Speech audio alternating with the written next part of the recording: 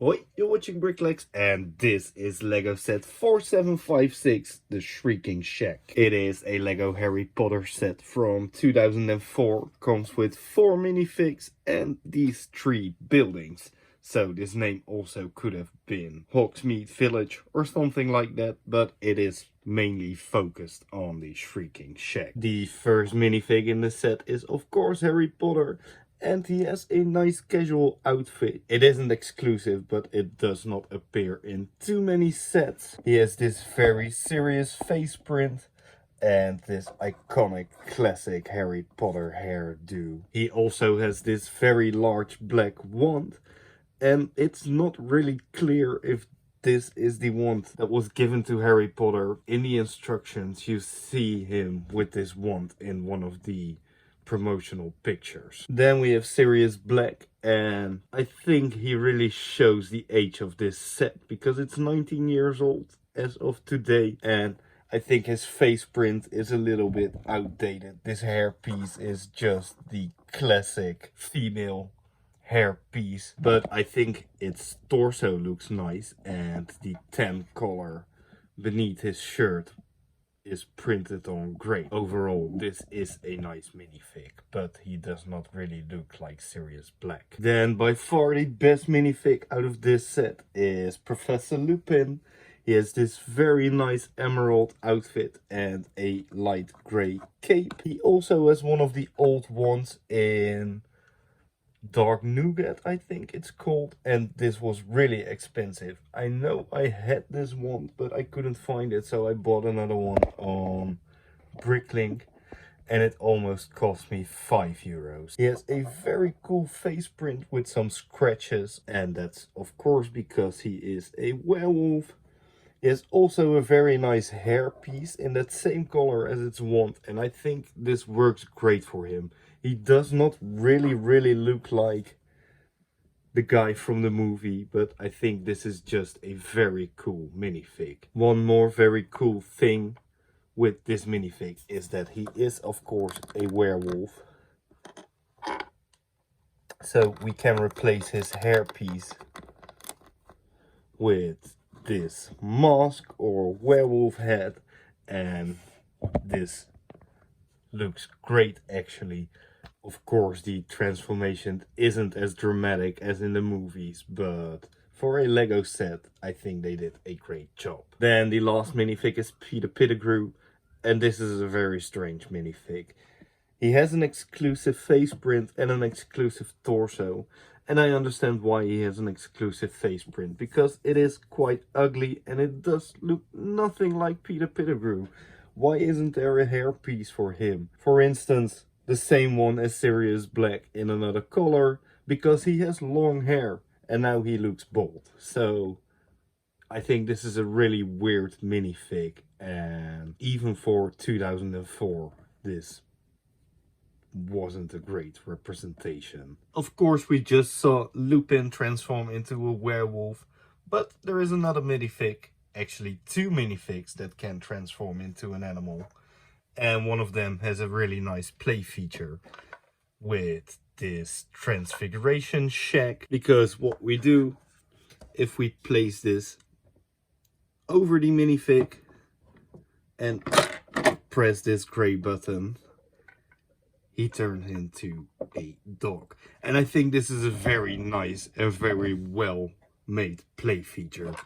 Of course, it's a very easy mechanism that spins the inside of the transfiguration shed around, but it works amazing. This is, by the way, a very weird Lego piece. It's very big, exclusive to this set, and it's just a side build without any windows or something like that.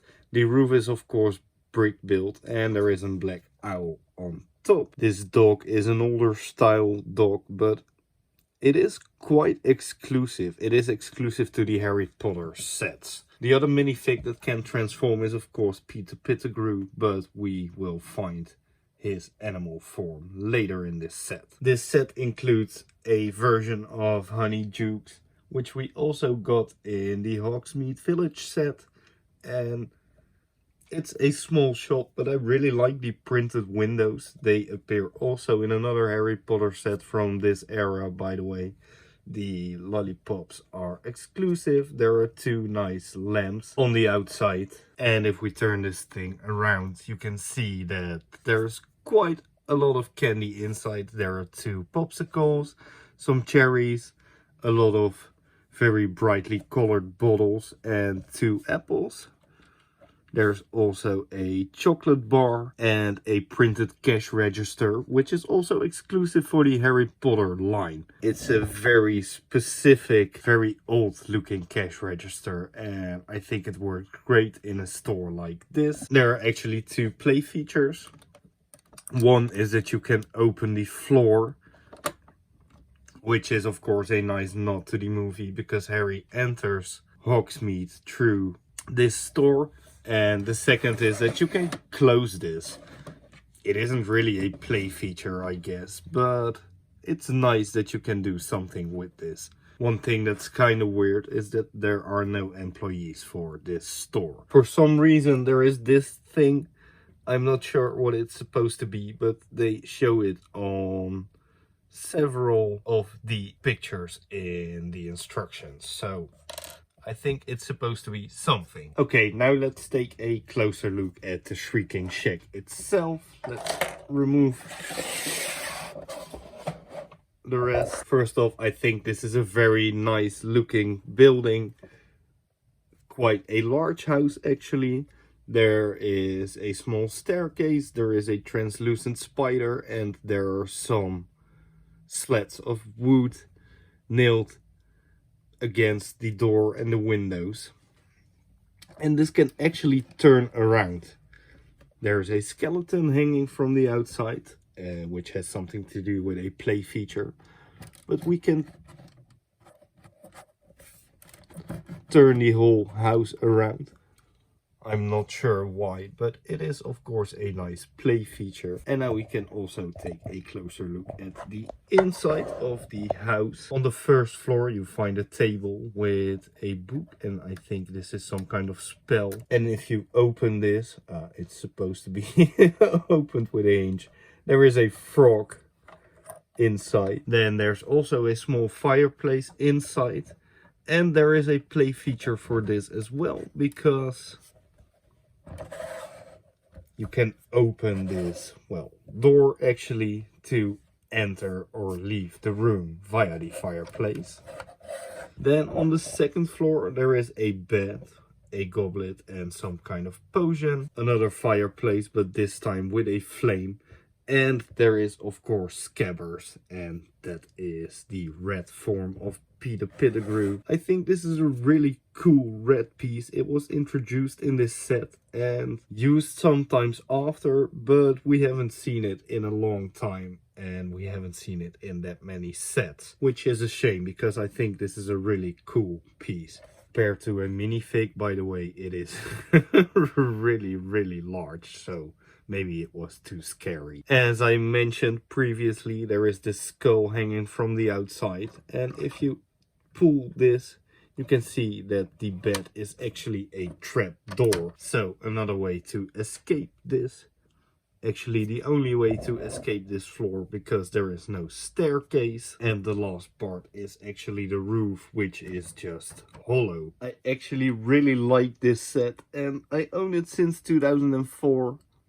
Played the heck out of it when I was younger, and it is nice to give it another review again. And I say again because this was actually the reason I started my YouTube channel, but it was in Dutch back in the day. So if you want to see a Dutch review and my first video for this set, please check out the link somewhere over here and in the description. And I hope you enjoyed watching this video. For now, thanks a lot for watching. If you liked this video, please give a like, subscribe to my channel, and I will see you in the next video. Doei!